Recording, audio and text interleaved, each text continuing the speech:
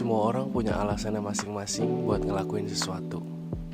Entah itu rasional atau nggak rasional, pasti semuanya punya alasan yang subjektif. Dan ini adalah alasan gue kalau orang nanya, kenapa street photography? Pertama, street photography itu murah. Murah? Maksudnya gimana? Ada 3 alasan kenapa gue bisa bilang street photography itu murah. Pertama, kalian gak perlu beli kamera berjuta-juta, puluhan juta buat memulai. Kalian bisa mulai pakai yang ada, yaitu handphone. Ada beberapa street photographer yang pakai HP dan bisa cukup dikenal banyak orang sampai sekarang. Dan akhirnya dia bisa beli kamera. Jadi kalian bisa tuh ngelihat mereka mulai pakai HP, mulai pakai yang ada dulu. Atau mungkin kalian punya DSLR lama, atau mungkin orang tua kalian punya point and shoot kamera, pakai aja dulu. Nanti dari situ baru kalian bisa nabung pelan-pelan, baru deh bisa ganti ke gear yang kalian mau. Yang kedua,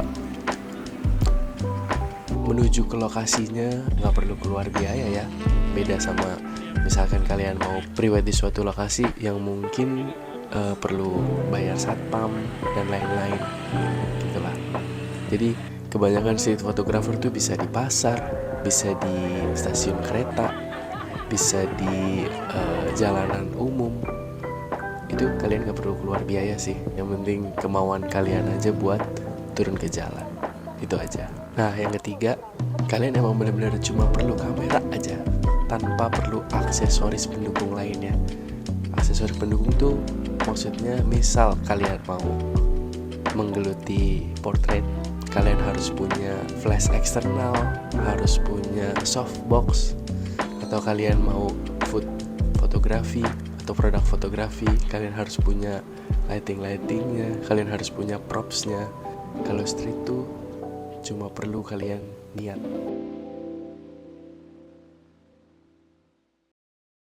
Kedua, kalian bisa upgrade social skills. Ini bakal berasa banget sih di kalian. Kalau kalian keluar hunting street, awal-awal tuh kalian pasti bakal menghindari adanya interaksi apapun sama warga sekitar yang kalian foto. Tapi ya itu wajar banget sih. Nantinya juga seiring berjalannya waktu, upgrade social skills ini yang gue maksud adalah nanti lama-lama kalian yang bakal menyapa mereka duluan, karena jam terbang kalian di jalan udah sangat tinggi.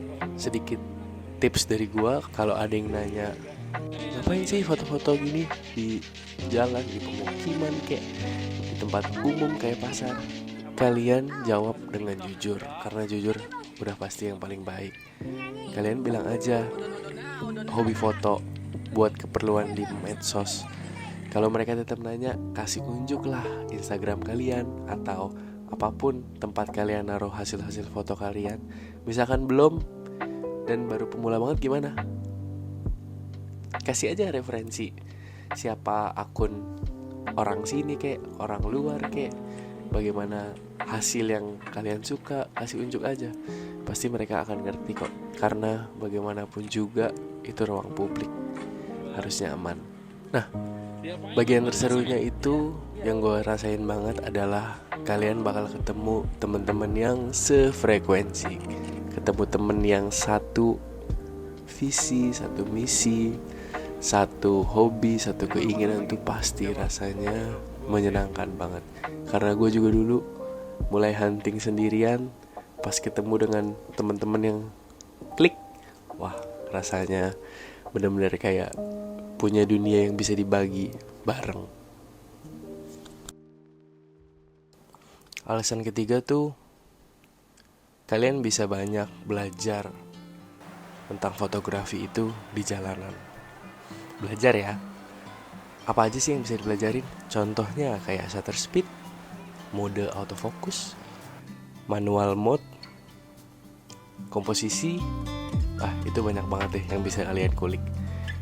Nah, ada baiknya pas kalian mulai nyetrit, misal belum punya temen, ikutlah acara komunitas. Ada beberapa komunitas yang ngadain hunting bareng, dan syukur-syukur kalian bertemu temen yang satu frekuensi di dalamnya. Wadah ini, komunitas ini buat apa sih fungsinya? Pertemanan itu tuh fungsinya supaya kalian bisa sharing, kalian bisa tanya apa yang harus dilakuin, apa yang harus dihindari, tempat mana yang cocok untuk teknik A, tempat mana yang cocok untuk teknik B. Itu kalian bisa tanya. Karena pegiat street photography itu banyak banget yang udah senior sih. Dan yang senior itu berarti dia udah mengelilingi beberapa tempat, baik di ibu kota atau di luar kota atau bahkan di luar negeri berkali-kali. Jadi memang pengalaman mereka untuk observasi itu gak bakal kita bisa punya dalam waktu yang singkat. Gak bisa. Pengalaman mereka itu memang valid, bahwa itu adalah dedikasi mereka untuk meluangkan waktu untuk nyetrit sih. Jadi ada baiknya kita bertanya, mau foto slow shutter speed bagusnya di mana? Pasti ada tempatnya. Mau foto kegiatan pasar pagi hari bagusnya di mana? Mau kegiatan pasar malam hari bagusnya di mana? Fungsinya wadah atau komunitas itu untuk itu sih. Jadi kalian nggak perlu banyak buang waktu untuk observasi. Ya sebenarnya observasi membuang waktu itu bagus juga. Tapi misalkan kalian waktunya terbatas, nggak ada salahnya kok nanya. Itu bisa buat saving time juga buat kalian. Kira-kira itu alasan subjektif gue buat turun ke jalan. Kalian udah nemu? Sampai jumpa di video berikutnya ya. Dah.